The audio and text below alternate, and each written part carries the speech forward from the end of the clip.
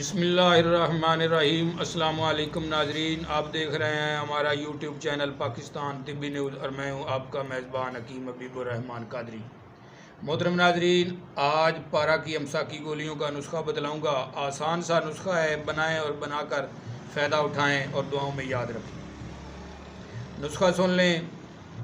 आपने सिमाब मुसफ़ा लेना है 1 ग्राम, यानी पारा साफ़ शुदा 1 ग्राम आपने लेना है, और अफ्यून खालस 1 ग्राम।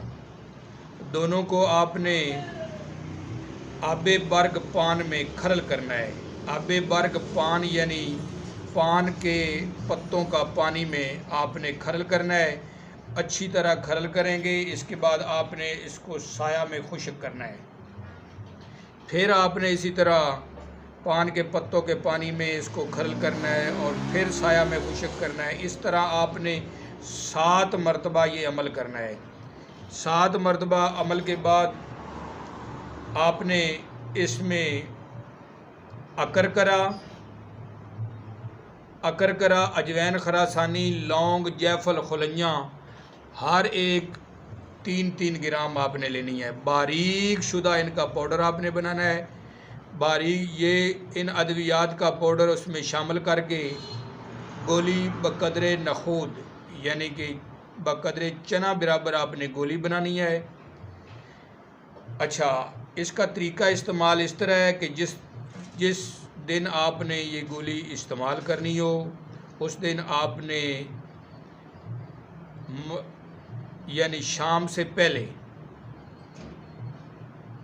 चूरी का इस्तेमाल करना है बतौर ग़िज़ा।